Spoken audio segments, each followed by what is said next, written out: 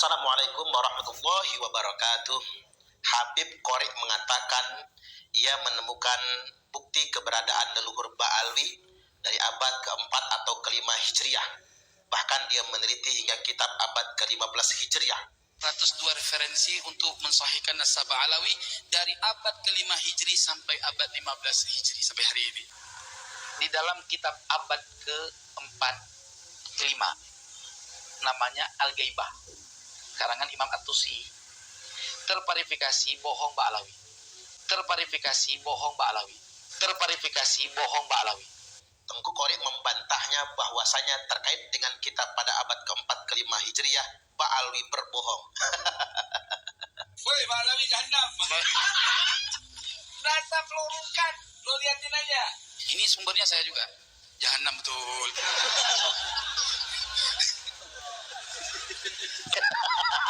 Repot. Makanya kalau saya bandingkan tesis Kiai Imad dengan kitab Al-Burqah ini, jauh panggang dari api.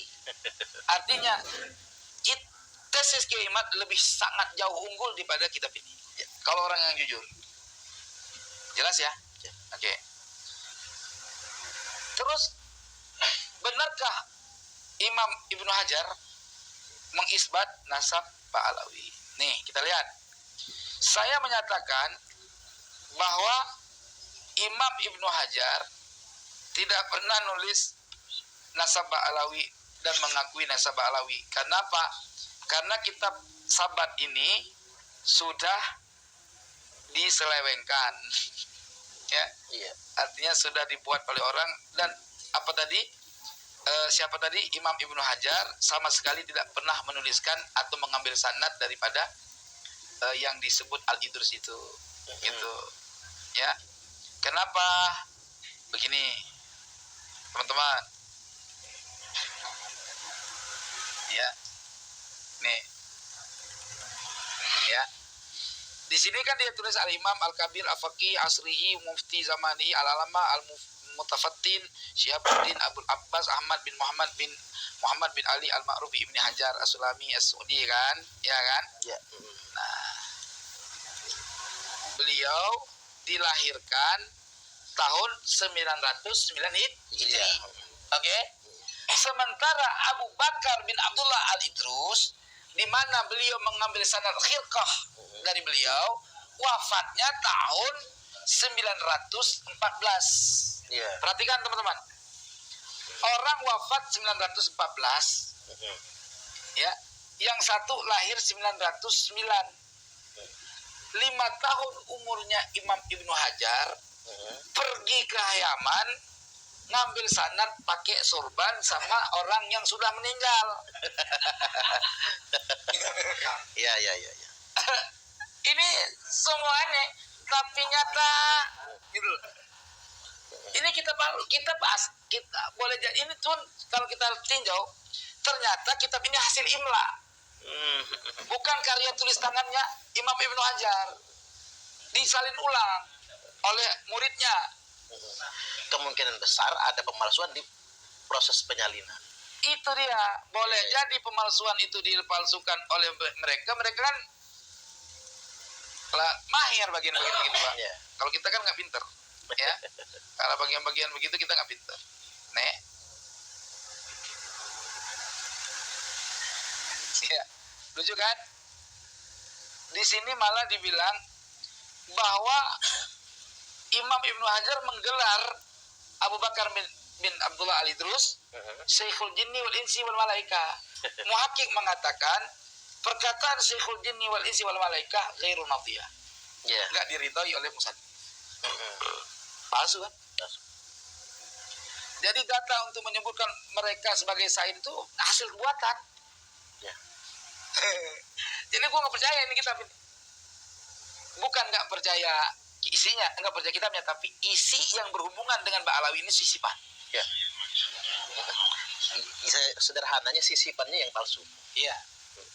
Padahal di atasnya di mukadimah awal Al-Imam Ibnu Hajar Al-Haytami mengatakan orang-orang ahli bid'ah kalau dimintain sanad mereka nggak bisa nunjukin sanad. Kenapa di sini Imam Ibnu Hajar mengambil sanad sama orang yang udah mati? Ya. Umur 5 tahun. Umur 5 tahunnya Sayyidina Syekh Al-Imam Ibnu Hajar. Siapa tak? Abu Bakar bin Abdullah Al-Idrus sudah meninggal. Ya. Jelas? Oke, jelas ya? Jelas. Nah, berarti Imam Ibnu Hajar masih di dalam perut. Ini udah tua, udah mau meninggal gitu. Begitu lahirnya Imam Ibnu Hajar Rajal baru lahir, Baru 5 tahun kemudian Abu Bakar Ali terus meninggal. Kapan ngambil khirqah? Ya. Gitu loh. Hitunglah. Oke. Nah, menyebutkan nama-nama As-Said As-Sarif itu belum isbat. Belum isbat. Kenapa? Karena orang dalam menulis itu kan mengikuti nama yang sudah syuhroh, dia sudah masyhur, dia dikenal oleh muridnya sebagai orang yang dipanggil Said. Ya. Dia nggak mungkin dipanggil Qala Abdullah Al-Idrus. Ya, sementara dia sudah dipanggil Said oleh muridnya. Dia ta'adduban wa takriman Qala As-Sayyid. Kalau kita dikenal antum dikenal Kiai. Qala Pak Superman kan songong musannif gitu. Paham ya? Iya kan, benar nggak? Iya, Qala Al-Ustad Suparman misalkan. Ya nggak? Qala Syekh Suparman karena masyhurnya Syekh. Gitu kan?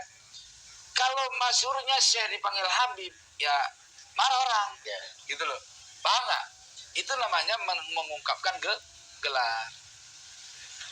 Teman-teman yang dirahmati oleh Allah, lanjut kepada fatwa, ya. Ulama ahli nasab mengeluarkan fatwa dalam 22 halaman muktamar di Lebanon membahas nasab Ba'alawi. Ternyata tesis Kiai Imad dibahas oleh ulama internasional. Dan hasil bahasan ulama internasional memverifikasi bahwa wayutliquna alaihim kadzalika bani alwi wa ali alawi yaskununa fil yaman. Dan mereka ahli nasab menetapkan, mengitlakkan Kamalul Hud, ya, sama seperti mengitlakkan Bani Alawi dan Ali Alawi. Jadi di Baghdad, di Irak sana, ada orang ngaku keturunan Alawi, tetapi dia namanya Kamalul Hud. Dia, ya. Nah, mereka itu berkediaman di Yaman. Jelas ya? Wa yantasibuna hasiba umudihim an-nasabi al-maz'umi ila Alwi bin Ubaidillah bin Ahmad bin Isa bin Muhammad bin Ali Ar-Ruraidi bin Imam Ja'far As-Sadiq. Ya kan? Ya. Nih fatwanya nih. Wa nasabuhum batilun bima ja'a fi ummahati kutubin nasabi wa a'lamihim. Sesuai nasab mereka batil berdasarkan kitab-kitab induk nasab. Dan ulama-ulama mereka ahli nasab. Qala Al-Fakhri Ar-Razi fi kitab Syajarah Al-Mubarakah. Terus sampai habis nggak ada namanya Ubaidillah. Ini hasil fatwa ulama ahli nasab internasional. Beliau membuat 22 halaman dengan diberikan judul As-Suyuful Mujliyah. Sekretaris penulisannya apa? Dengan kolam dengan tulisan Yasin Al-Khalidar. Kakeknya adalah pengarang kitab Ma'alimul Ansab, Sarah Sirru Silsilatil Alawiyah. Dan dia sudah masyhur sebagai ahli nasabah. Karena saking gedeknya Mbak Alawi, mukibinnya, dibilang insinyur kok jadi ahli nasab. Ya, itu. Iya kan?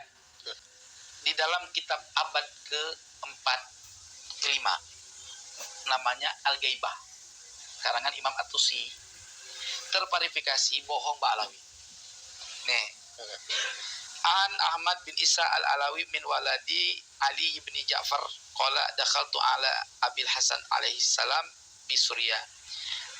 Yang ingin saya verifikasi di sini adalah Ahmad bin Isa Al-Alawi, cucunya kan gitu. Min walad bukan bin. Cucunya Ali Al-Uraidi. Ya kan? Berarti maksudnya apa?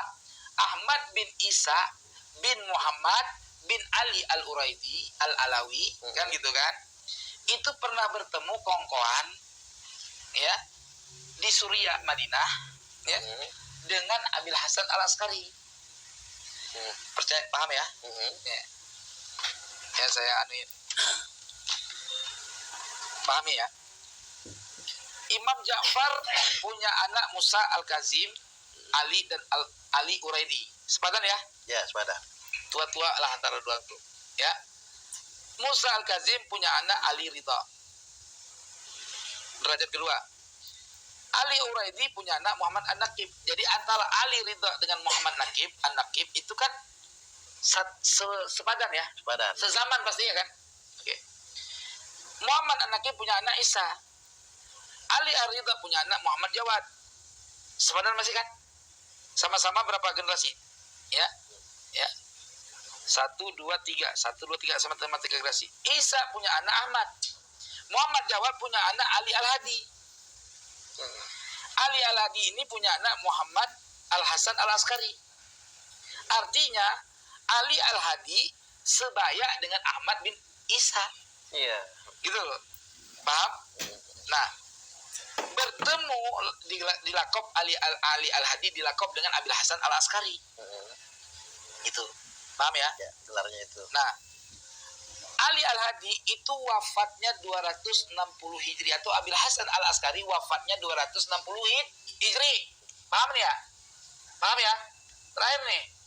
Sementara Ahmad bin Isa bertemu dengan beliau pasti sebelum wafat.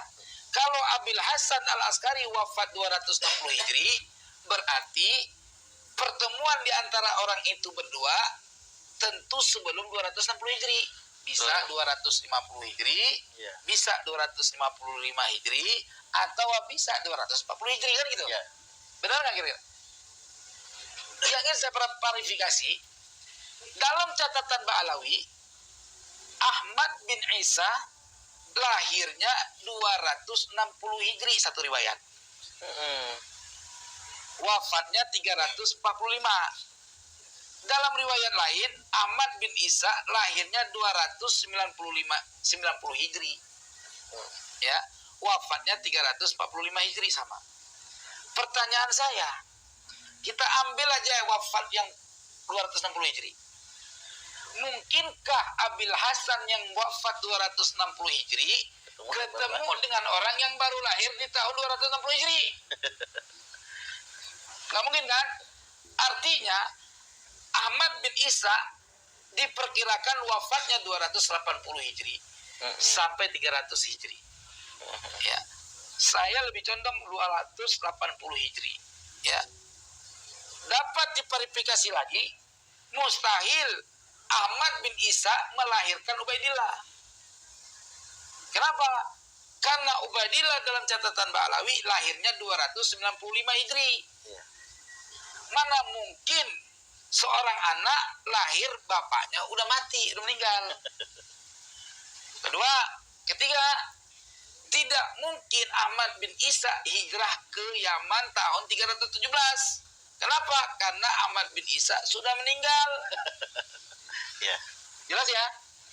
Maka kitab ini akur dengan Tahdhibul Ansab yang menyatakan bahwa Ahmad bin Isa wafat di Basrah, bukan dia di Yaman. Jelas saudaraku? Jelas. Alhamdulillah. Baik, luar biasa dari berbagai macam sisi. Ada banyak sekali ruang hampa, ruang kosong, dan sesuatu yang telah dimanipulasi oleh Ba'alwi demi mendapatkan legitimasi mereka sebagai cucu Nabi. Hari ini kita semua berjuang untuk meluruskan ini semua, bukan lagi dalam rangka suudon atau kemudian menggibah nasab seseorang, tapi apa yang kita lakukan ini dalam rangka menjaga kebenaran, menjaga kemuliaan nasab suci Rasulullah Sallallahu Alaihi Wasallam. Ini sudah menjadi kewajiban umat Islam seluruh dunia, khususnya di bumi Nusantara. Mari bersama-sama kita semua menjaga nasab suci Rasulullah Sallallahu Alaihi Wasallam, sehingga tidak ada lagi yang berani ngaku cucu Nabi kecuali dengan data yang benar. Jangan berhenti sampai di sini, selesaikan ini semua, dan mudah-mudahan apa yang kita lakukan mendapatkan ridho dari Allah Ta'ala dan Rasulnya. Terima kasih kepada Teguh Qori yang sudah hadir di Lampung dan sudah menjelajah di Lampung. Teruskan perjuangan. Apa yang beliau lakukan adalah suatu sisi yang sangat penting untuk perjuangan ini. Jadi artinya memang kita berjuang di berbagai macam sisi, dan beliau telah melengkapi penelitian Kiai Haji Imaduddin Usman Al-Bantani. Maju terus, pantang mundur, jangan pernah takut. Wallahul muwaffiq ila aqwamit thoriq. Assalamualaikum warahmatullahi wabarakatuh. Waalaikumsalam.